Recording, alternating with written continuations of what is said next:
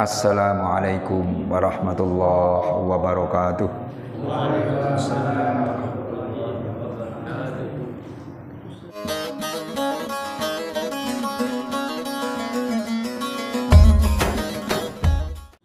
Bismillahirrahmanirrahim.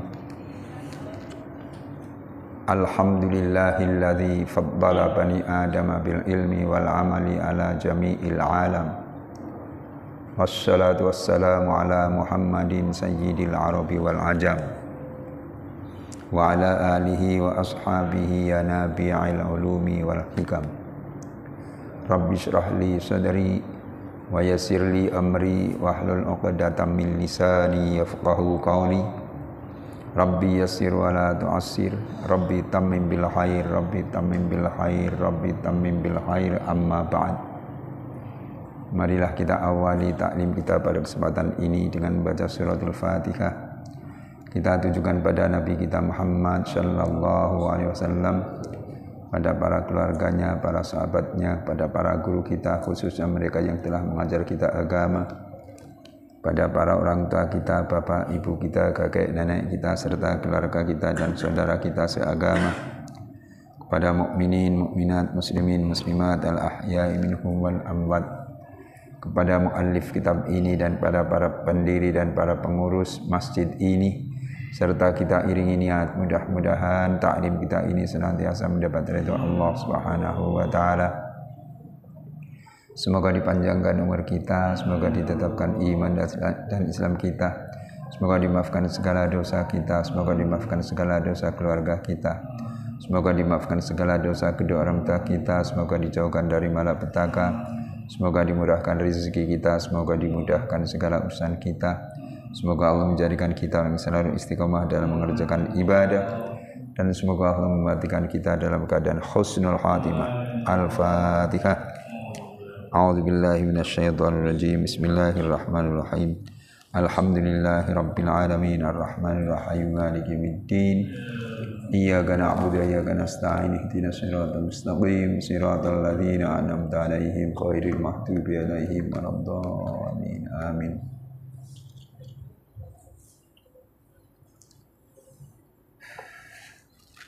Bismillahirrahmanirrahim. Qala al-musannif rahimahullahu ta'ala wa nafa'ana bihi wa bi ulumihi fid dharain amin.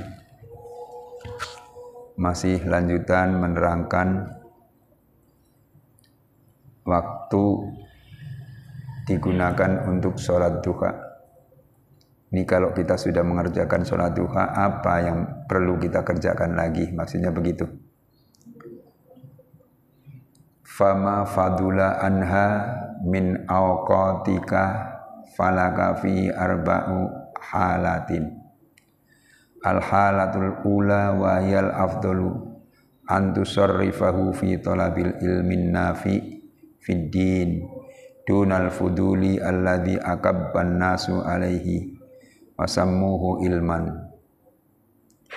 Maksudnya fama fadula, maka waktu yang lebih anha dari sholat duha. Kalau kita sudah mengerjakan sholat duha masih ada waktu, maksudnya begitu. Min awqatika, dari waktu-waktumu, falaka, maka bagimu, fihi, pada waktu itu, arba'u halatin, ada 4 keadaan. Jadi setelah mengerjakan sholat duha, waktunya masih, ini ada 4 kesempatan supaya kita bisa melakukannya. Al-halatul ula, adapun keadaan yang pertama, wahyal afdol, dan yaitu yang paling utama. Antusorrifahu, bahwa kamu akan menggunakan waktu itu fi thalabil ilmi, dalam menuntut ilmu. An-nafi'i, yang bermanfaat, fid dini, bagi agama. Jadi setelah sholat duha dikerjakan masih ada waktu, sebaiknya kita gunakan waktu itu untuk tolabul ilmi, yaitu menuntut ilmu. Menuntut ilmu boleh ngaji, boleh sekolah, sekolah umum atau sekolah agama, itu thalabul ilmi berarti. Jadi gunakan untuk menuntut ilmu. Jangan sampai kita enggan untuk menuntut ilmu. Gunakan waktu untuk ngaji. Alhamdulillah di kampung saya ada pengajian, tuh ikut senang. Sudah itu ikut ngaji. Kalau tidak ada pengajian mau bagaimana gitu. Alhamdulillah masih ada. Begitu. Rugi sekali di kampung sendiri ada pengajian tapi tidak mau hadir. Tidak mau datang. Rugi orang itu. Sehingga orang yang pada hadir ke majelis taklim, walaupun orang itu tidak mahir, tidak alim gitu misalnya, tapi tahulah fardu wudu berapa, rukun sholat berapa, begitu kan? Tahu. Lah sedangkan yang tidak mau hadir tidak bisa. Fardu wudu ada berapa? Yang membatalkan wudu ada berapa? Rukun sholat ada berapa? Tidak tahu sebab tidak hadir dalam pengajian. Kalau ada pengajian, entah itu siang waktunya atau pagi atau malam seperti sekarang ini, ada orang tidak mau hadir sama sekali. Di mana-mana ada pengajian juga nggak mau menghadirinya. Sehingga orang itu maaf, ilmunya tertinggal dengan orang lain, dengan kawan-kawannya. Kalau boleh ngomong maaf, nggak pakai ini. Orang itu goblok, goblok sebab nggak mau ngaji. Sampai meninggal, dia nggak punya ilmu. Itu ibarat ayam mati ditumpukan gabah. Tahu gabah nggak? Gabah itu apa? Padi. Gabah itu padi. Ada tumpukan padi, ada ayam duduk di atasnya, mati kelaparan. Kan aneh kan? Kalau ayam itu punya otak kan tinggal dimakan tuh. Dipatok ya. Dipatok. Kenyang. Nggak mati. Nah ini ada ayam duduk di tumpukan padi. Berada di tumpukan padi. Mati kelaparan. Itu ayam apa kira-kira? Ya Allah. Jadi orang yang tidak mau menghadiri pengajian sama sekali nggak mau, sehingga orang itu bodoh sekali. Padahal di kampungnya sendiri ada pengajian, tuh. Sampai meninggal orang itu bodoh. Ya Allah, aneh banget kan? Iya aneh banget, Masya Allah. Maka hadirilah pengajian, Iya. Man salaka tariqan yaltamisu fihi ilman sahhalallahu lahu tariqan ilal jannah. Siapa yang menempuh jalan untuk menghadiri pengajian, maka Allah memudahkan orang itu masuk ke dalam sorga. Begitu tuh. Ada jaminan dari Rasul. Orang yang menghadiri pengajian tuh dimudahkan masuk ke dalam sorga. Allahu Akbar. Cuma memang berat ya. Beratnya sebetulnya bukan ngajinya, istiqomahnya. Istiqomah itu terus menerus. Kalau ngaji ringan lah. Tapi istiqomahnya itu setiap malam Ahad ada pengajian, ya ngaji. Sekali ngaji. Ada giliran lagi 2 kali ngaji, 3 kali ngaji. Untuk seterusnya istiqomahnya itu ada saja alasannya itu. Jadi istiqomah itu yang berat, terus menerus tuh. Terus menerus itu yang berat. Yang berat itu istiqomah, Masya Allah. Maka gunakanlah kesempatan untuk menuntut ilmu, untuk ngaji selagi di kampung kita ada pengajian. Sangat rugi di kampung kita ada pengajian, tapi kita tidak mau menghadiri. Di kampung sendiri juga nggak mau menghadiri, apalagi di kampung lain ya. Jauh, perlu ongkos, perlu biaya, alah susah. Jadi waktu yang paling utama setelah sholat duha ialah waktu itu digunakan untuk thalabul ilmi an-nafi. fiddin, menuntut ilmu yang berguna ilmunya itu untuk agama. Untuk agama bagaimana? Ilmu sholat, harus tahu nih sholat, fardunya apa, sunnahnya apa, tahu itu, harus tahu. Yang membatalkan sholat apa, harus tahu, harus tahu.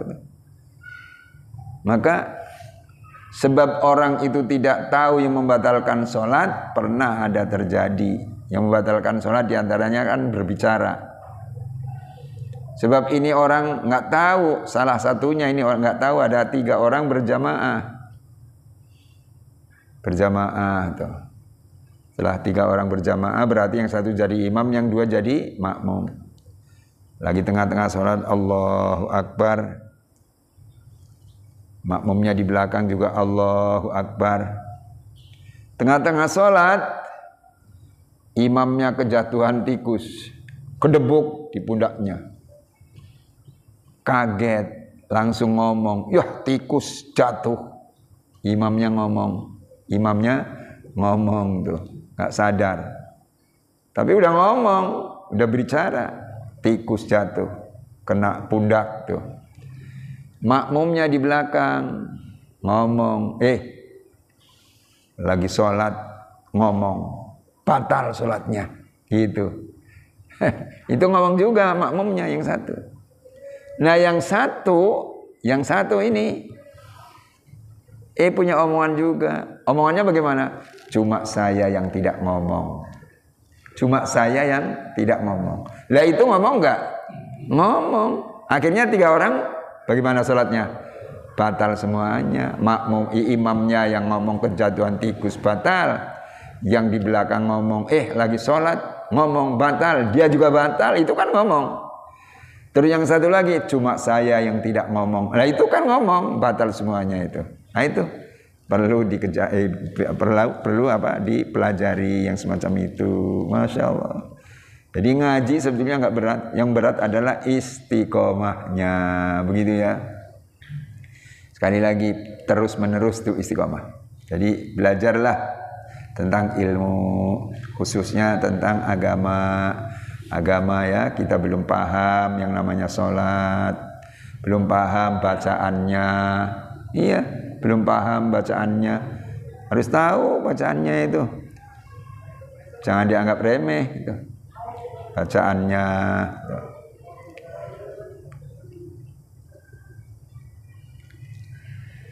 Dunal fuduli alladhi akabban nasu alaihi, bukan ilmu yang berlebihan.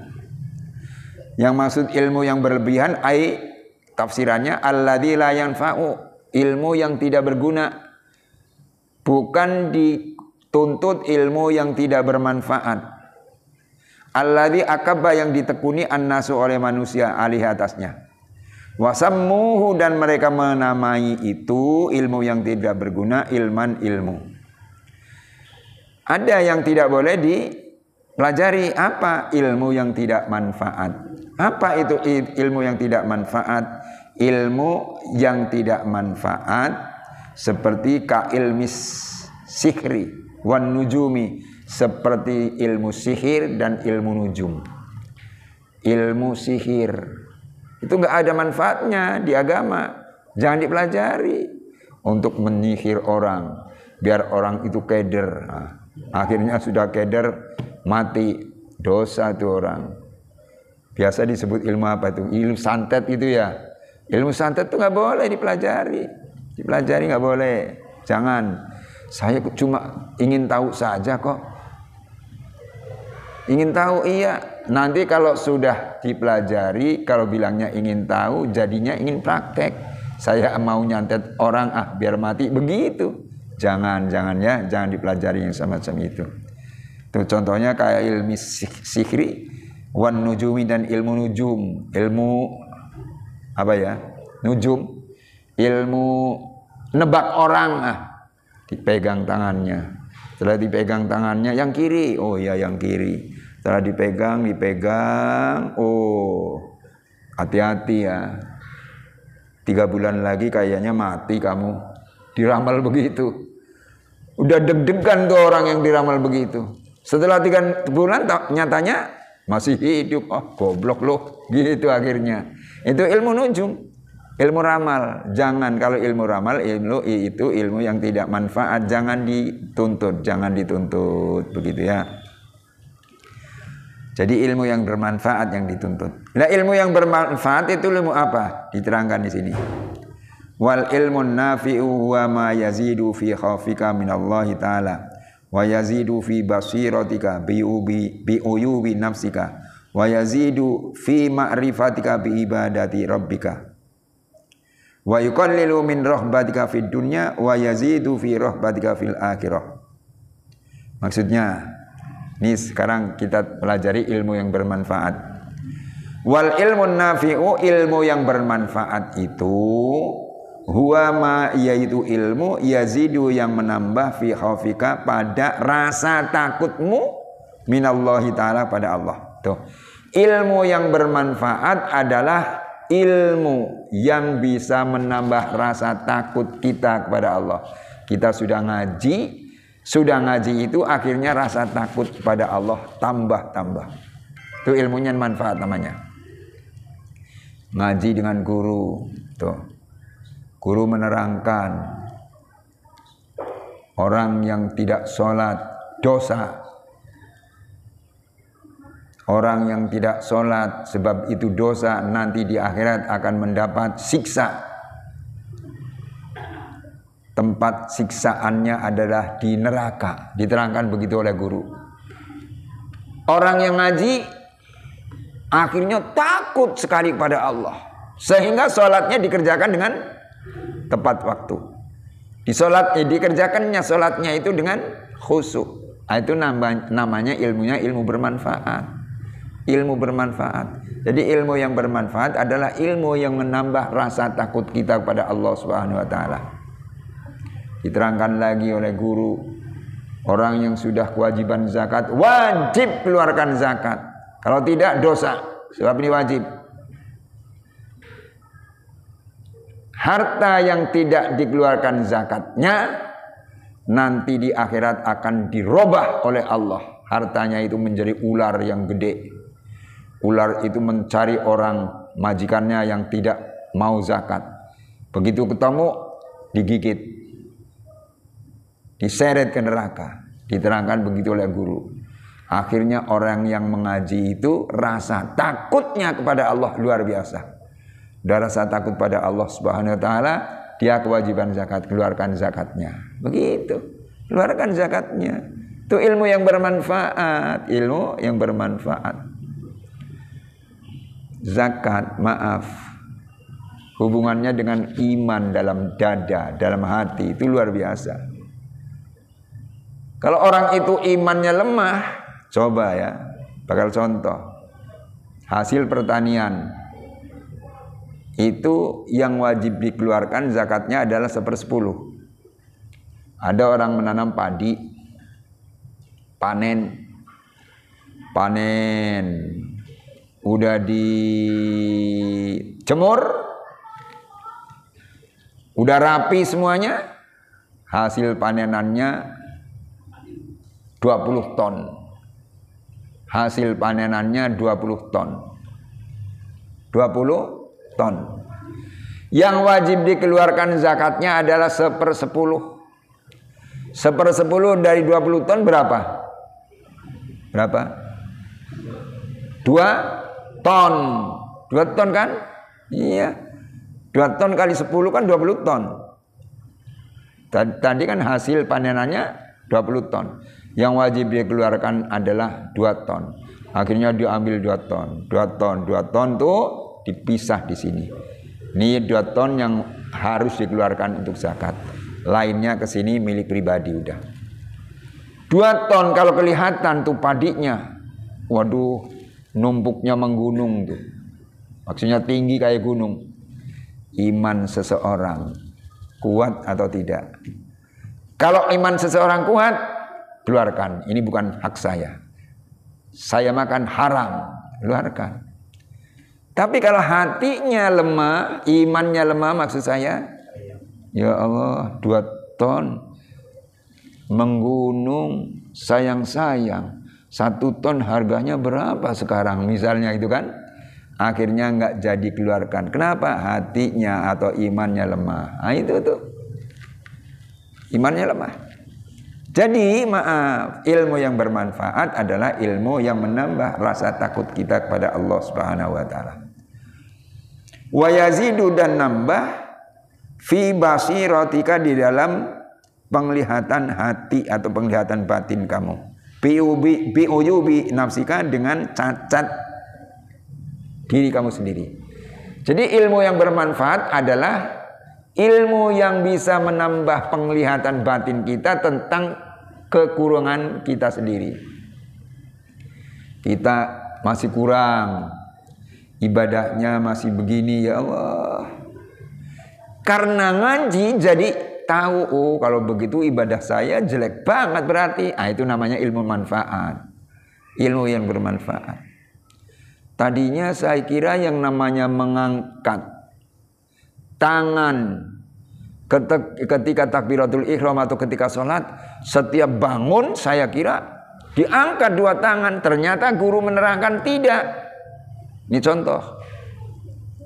Ketika kita sholat dianjurkan untuk mengangkat 2 buah tangan. Tidak setiap bangun dari sujud, bangun rakaat pertama angkat tangan, terus rakaat kedua angkat tangan lagi, ketiga sholatnya lohor 4 rakaat itu kan, ketiga angkat tangan lagi. Ternyata tidak, diterangkan oleh guru, disunahkan mengangkat kedua tangan ketika sholat di dalam 4 tempat, 4 macam. Selain itu enggak. 4 macam itu apa saja? Pertama, ketika takbiratul ihram. Contoh, usolli fardal mahribi 3 raka'atin mustaqbilal kiblati lillahi ta'ala. Allahu Akbar. Tuh takbiratul ihram. 1. Disunahkan angkat 2 buah tangan. Kedua, dia sunahkan mengangkat kedua buah tangan ketika turun hendak ruku. Mau ruku. Nih. Sudah takbiratul ihram, baca Fatihah. Sudah baca Fatihah, baca surah. Surah selesai kan ruku. Mau ruku disunahkan angkat 2 buah tangan. Allahu Akbar. Tuh angkat 2 buah tangan. Itu yang kedua. Yang ketiga diangkat 2 tangan di mana? Ketiga disunahkan mengangkat 2 buah tangan ketika bangun dari ruku. Ruku. Bangun, sami Allahu liman hamidah. Sudah 3. Ketika bangun dari ruku. Yang keempat, disunahkan angkat 2 buah tangan kapan? Ketika bangun dari tasyahud awal. Salat maghrib, rakaat yang kedua. Setelah sujud yang kedua, duduk. Duduk kan ada tasyahud awal. At-tahiyyatul mubarakatus salawatut thayyibatu lillah. Assalamu alayka ayyuhan nabiyyu wa rahmatullahi wa barakatuh. Assalamu alayna wa ala ibadillahis shalihin. Ashhadu an la ilaha illallah wa ashhadu anna muhammadar rasulullah. Allahumma salli ala sayyidina Muhammad. Sampai di situ. Bangun, Allahu Akbar, disunahkan angkat 2 buah tangan. Begitu. Selain itu tidak disunahkan. Jadi sebab tidak disunahkan, misalnya rakaat pertama setelah sujud kedua bangun Allahu Akbar diangkat tangan, nggak benar tuh, nggak benar. Rakaat ketiga sholat isya atau sholat asar atau sholat zuhur yang 4 rakaat kan, 4 rakaat itu kan. Ketika bangun dari rakaat yang ketiga, rakaat ketiga nih sholat isya. Sujud yang kedua bangun Allahu Akbar, angkat 2 buah tangan. Enggak ada. Itu harus diperhatikan. Nah, setelah ngaji dengan guru, padahal tadi dia kalau bangun dari sujud semuanya angkat 2 buah tangan. Angkat lagi, angkat tangan. Sekarang tahu, oh begitu toh. Berarti saya masih kurang banyak punya ilmu. Ya Allah. Saya perbaiki sholat saya. Saya perbaiki sholat saya. Itu namanya ilmunya bermanfaat. Iya, ilmunya bermanfaat. Ilmu yang bisa menambah rasa hati, rasa takut kita yang pertama. Kedua, ilmu yang bermanfaat adalah ilmu yang menambah penglihatan batin kita atas kekurangan diri kita sendiri. Begitu. Ya, diri kita kan banyak kekurangan. Baca Quran masih belepetan. Ya, kurang. Belajar. Begitu tuh. Sholat masih begini. Belajar lagi. Puasa Ramadan. Namanya puasa, gunjing orang. Wah, batal puasanya. Yang dimaksud batal di situ adalah batal pahalanya. Oh begitu toh, tuh ngaji lagi. Maka perlunya ngaji begitu. Puasa harus ada ilmunya, sholat harus ada ilmunya, haji harus ada ilmunya. Coba kalau haji nggak ada ilmunya, orang tawaf itu harus mengelilingi Ka'bah. Bagaimana mengelilingi Ka'bahnya dan dari mana mulai? Mulainya dari Hajar Aswad. Ini di ujung sini misalnya ini Ka'bah, ada Hajar Aswad. Di sini. Kelilingi Ka'bah itu, Ka'bah harus di sebelah kiri kita. Ke sana berarti. Muter sampai di sini dihitung 1. Putar lagi sampai di sini 1, berarti udah 2 sampai 7 kali. Nah, sekarang kalau tidak pakai ilmu, bukan ke sana dia mengelilingi Ka'bah, tapi ke sini. Ke sini itu, sana. Ka'bah ada di sebelah kanan. Boleh begitu? Enggak boleh, enggak sah. Enggak sah tawafnya. Nah itu. Jadi harus pakai ilmu, harus pakai ilmu. Kecuali harus pakai ilmu. Kecuali kalau tawaf ke sana enggak sah, itu bisa bahaya juga. Bahaya. Iya. Kenapa bahaya? Orang yang tawaf yang benar mengelilinginya ke sana. Orang ribuan ke sini. Kita sekarang sana sendirian, saya ke sana sendirian. Bisa tabrakan kan? Ya, yang namanya orang tawaf itu ada yang lari. Ada yang lari, tapi ada yang santai juga. Nah, kalau saya tawafnya ke sana mengelilinginya, terus ini dari sana ada yang lari, saya tabrak. Udah tabrak saya jatuh. Sudah jatuh bisa diinjak-injak orang kan? Nah, bahayanya di situ tuh. Itu makanya ilmu yang bermanfaat begitu. Maka ngajilah, ngajinya dengan niat yang ikhlas. Mudah-mudahan dapat ilmu yang bermanfaat begitu, masya Allah. Jadi segala ibadah harus ada ilmunya. Maka Ibnu Ruslan, ada ulama besar namanya Ibnu Ruslan, pernah berkata di dalam kitabnya, karangan kitabnya yang namanya Zubad. Wa kullu man bi ghairi ilmin ya'malu a'maluhu mardudatun la tuqbalu. Setiap orang beramal tanpa ilmu, amalnya di sisi Allah tak berlaku. Lagunya apa? Lagu apa ya? Orang sudah tahu. Apa lagunya? Es lilin. Iya, itu lagunya kan es lilin. Wa kullu man bi ghairi ilmin ya'malu a'maluhu mardudatun la tuqbalu. Setiap orang beramal tanpa ilmu, amalnya di sisi Allah tak berlaku. Orang beramal sholat tuh tanpa ilmu, sholatnya di sisi Allah tak berlaku. Yang dimaksud tidak berlaku bagaimana? Tidak diterima. Zakat, tuh, zakat pertanian.